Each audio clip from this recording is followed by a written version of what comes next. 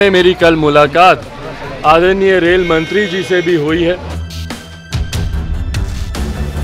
उनसे मैंने आग्रह किया है कि हाजीपुर रेलवे स्टेशन का नाम हमारे नेता पद्म भूषण से सम्मानित आदरणीय रामविलास पासवान जी के नाम पर किया जाना चाहिए। नमस्कार दैनिक तो आप देख रहे हैं। आप 14 अप्रैल को बाबा साहब अम्बेडकर की जयंती है और इस मौके पर मिलर हाई स्कूल में लोजपा रामविलास के द्वारा एक बड़ा कार्यक्रम आयोजित होने वाला था, लेकिन उस जगह की परमिशन नहीं मिली है। इस बात को कहा है चिराग पासवान ने और अब बापू सभागार में यह भव्य कार्यक्रम होने जा रहा है। इस पूरे मसले पर रामविलास पासवान की उपलब्धियों पर क्या कुछ कहा है चिराग पासवान ने, सुनिए। आगामी 14 अप्रैल को जो डॉक्टर बाबा साहेब भीमराव अम्बेडकर जी की जयंती है, हमारे नेता आदरणीय रामविलास पासवान जी हर साल उनकी जयंती को धूमधाम से वो मनाया करते थे।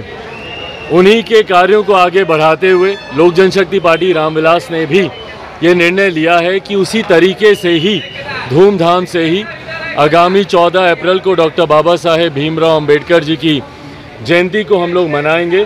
पहले पटना के मिलर हाई स्कूल के मैदान में इस कार्यक्रम को आयोजित करने का निर्णय लिया गया था, परंतु राज्य सरकार के द्वारा कागजी कार्रवाई, परमिशन मिलते मिलते विलम्ब जिस तरीके से हुआ, और क्योंकि वो खुले मैदान में कार्यक्रम होना था, हम लोग के लिए संभव नहीं था कि आखिर के दिन में अगर वो आज और कल में अगर हमको परमिशन दे तो पूरा टेंट लगवाना है, मंच बनवाना है, एक दिन में वो कार्यक्रम वहाँ पर करना संभव नहीं हो पाएगा। तो विकल्प के तौर पर पार्टी के द्वारा ये निर्णय लिया गया है कि हम लोग बापू सभागार में 14 अप्रैल को हम लोग ये कार्यक्रम करेंगे। सुबह 11 बजे बापू सभागार में डॉक्टर बाबा साहेब भीमराव अम्बेडकर उनकी जयंती मनाई जाएगी और उस दिन ना सिर्फ लोक जनशक्ति पार्टी रामविलास के नेता, ना सिर्फ हमारे कार्यकर्ता, बल्कि देश भर में जितने हमारे नेता आदरणीय रामविलास पासवान जी के अनुयायी हैं, उस दिन वो ये संकल्प भी लेंगे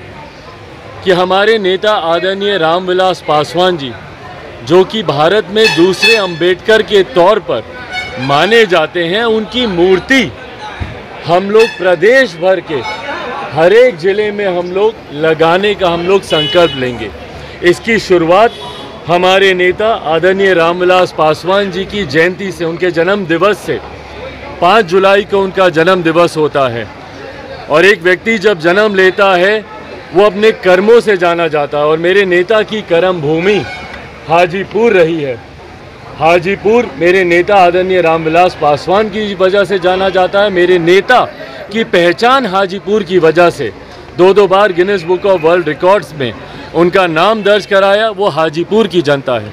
तो उनकी कर्म भूमि पर सबसे पहली उनकी मूर्ति, बहरहाल सबसे पहली उनकी मूर्ति मैंने उनके घर, उनके आवास पर लगवाई थी 12 जनपद पर, जहां पर एक लंबा समय रहकर और सामाजिक न्याय का केंद्र उन्होंने उस घर को बनाए रखा। मंडल कमीशन लागू करने का महत्व, निर्णय लेने की बात हो, अनुसूचित जाति जनजाति एट्रोसिटी एक्ट में जब बदलाव की बात हो, उसको यथास्थिति पर लाने का निर्णय उसी घर में लिया गया।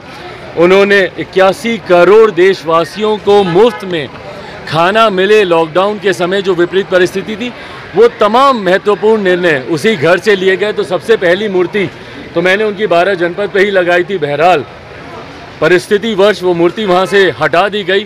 तो अब ये फैसला लोक जनशक्ति पार्टी रामविलास के तमाम नेता कार्यकर्ताओं ने लिया है कि आगामी 5 जुलाई को सबसे पहले उनकी मूर्ति उनकी कर्म भूमि हाजीपुर में लगाई जाएगी, और उसके बाद उनकी पुण्यतिथि के दिन, जिस दिन उनका दुखद निधन हुआ था, उस दिन उनकी जन्मस्थली शहर बन्नी में उनके गांव पर हम लोग उनकी इस मूर्ति की हम लोग स्थापना करेंगे।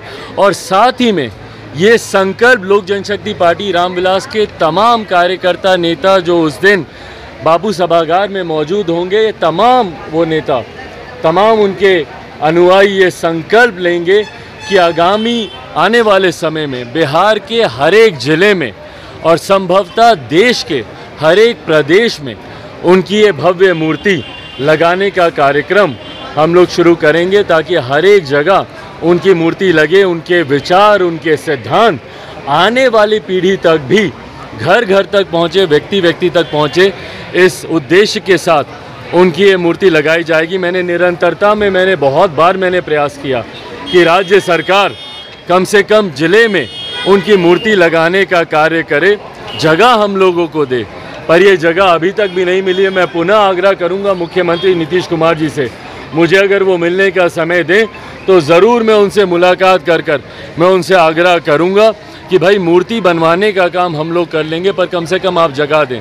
बहरहाल अगर वो जगह नहीं देते हैं, क्योंकि 1.5 साल बीत गया है, अभी तक ना उन्होंने कोई जगह देने का, ना उनको सिंबॉलिक जो सम्मान देने का काम होता है। भैया, आप सड़क उनके नाम पर करते हैं या आप कोई स्मारक उनके नाम पर बनाते हैं या कोई मूर्ति। मुख्यमंत्री नीतीश कुमार जी ने पिछले 1.5 साल में लाख हम लोग के प्रयासों के बावजूद उन्होंने ऐसा कोई कार्य नहीं किया है। मैं पुनः एक आखिरी प्रयास ज़रूर करूंगा कि 5 जुलाई से पहले कम से कम हाजीपुर में वो मुझे कोई जगह दे दें। पर अगर वो नहीं देते हैं तो हम लोग अपनी व्यवस्था कर इन मूर्तियों की हम लोग स्थापना बिहार के हर एक प्रदेश में करेंगे। साथ ही में इसी क्रम में मेरी कल मुलाकात आदरणीय रेल मंत्री जी से भी हुई है। आदरणीय रेल मंत्री अश्वनी वैभव जी से मुलाकात कर उनसे मैंने आग्रह किया है कि हाजीपुर रेलवे स्टेशन का नाम हमारे नेता पद्म भूषण से सम्मानित आदरणीय रामविलास पासवान जी के नाम पर किया जाना चाहिए। और वो मेरे पिता हैं, इसीलिए मैं ये सारी मांगे नहीं कर रहा हूँ। एक 50 साल का योगदान रहा है देश की राजनीति में और बिहार के निर्माण में, उनकी एक अहम भूमिका रही है। पिछले 52 सालों में उन्होंने जिस तरीके से बिहार के लिए, बिहारियों के लिए अपना जीवन समर्पित किया, अपनी अंतिम सांस तक, जिस तरीके से हमारे प्रधानमंत्री आदरणीय नरेंद्र मोदी जी ने भी बिहार में अपने संबोधन में उनके निधन के बाद जब वो पहली बार आए थे, उन्होंने स्पष्ट तौर पर ये कहा था कि वो अपनी अंतिम सांस तक उनके साथ थे। तो जिस तरीके से अपनी अंतिम सांस तक बिहार, बिहारियों के लिए, देशवासियों के लिए और ख़ास तौर पर दलित, पिछड़ा वर्ग, अल्पसंख्यक समाज से आने वाले गरीब, शोषित, वंचित समाज के लोगों के लिए जिस तरीके से उन्होंने अपने जीवन को समर्पित किया, मुझे लगता है उनके सम्मान में उनकी मूर्ति लगाना, आने वाले समय में उनके नाम पर रेलवे स्टेशन हो या मार्ग हो, ये एक सिंबॉलिक रिप्रेजेंटेशन होता है उनको वो सम्मान देने का, ताकि आने वाली पीढ़ी उनके बारे में जाने। आज के लोग तो उनको जानते हैं, पर आज से आने वाले 50 साल, 100 साल, 150 साल, 200 साल, 500 साल के बाद लोग उनको जाने कि भैया ये मूर्ति क्यों लगी है। तो लोग पढ़ेंगे उनके बारे में कि भैया ये रामविलास पासवान थे, इन्होंने सामाजिक न्याय की लड़ाई में अपना ये योगदान दिया। इस तरीके से उस वक्त उन्होंने समाज को एक साथ बांधने का काम किया।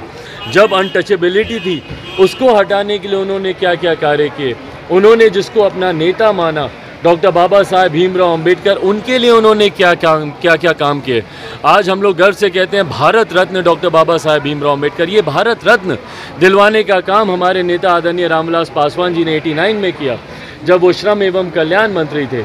आज हम लोग कल्पना भी नहीं कर सकते भैया कि हमारे जो संविधान के रचयिता हैं उनका एक तैल क्षेत्र भी भारत की संसद में नहीं हो, जिस संविधान के आधार पर संसद या देश चलता है। पर वो तस्वीर 89 से पहले डॉक्टर बाबा साहेब भीमराव अंबेडकर की हमारे भारत की संसद में नहीं थी। वो तस्वीर लगवाने का काम भारत के संसद के सेंट्रल हॉल में लगवाने का काम हमारे नेता आदरणीय रामविलास पासवान जी ने किया।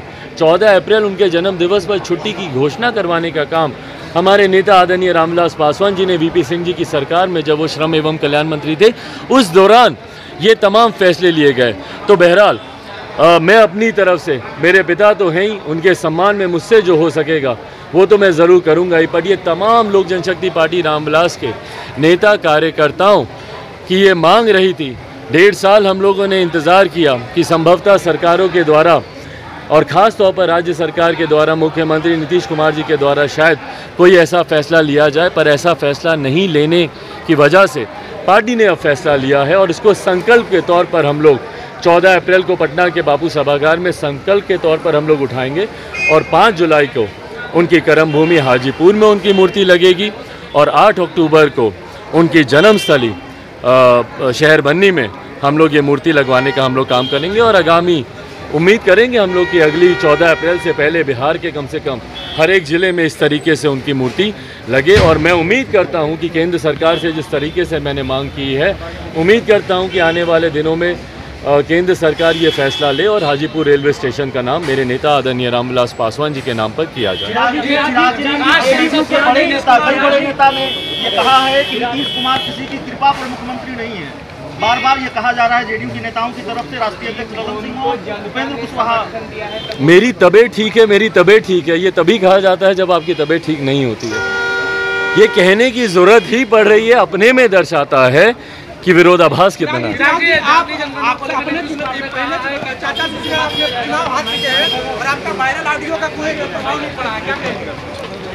भाई जिस तरीके से जनता ने अपना जनादेश दिया और उसमें मैंने इस बात को कहा है कि मैं जनता के जनादेश का मैं सम्मान करता हूं, और जिस तरीके से खास तौर पर जितने गरीब वर्ग के लोग हैं, अनुसूचित जाति जनजाति वर्ग के लोग हैं, वो जिस तरीके से इस चुनाव में उनका रुख बदला है, परिणाम स्वरूप मौजूदा एनडीए गठबंधन को जिस तरीके से नुकसान उठाना पड़ा, ये अपने में दर्शाता है कि भैया कहीं ना कहीं गरीब वंचित अनुसूचित जाति वर्ग के लोगों का विश्वास मौजूदा एनडीए गठबंधन से बढ़ता जा रहा है।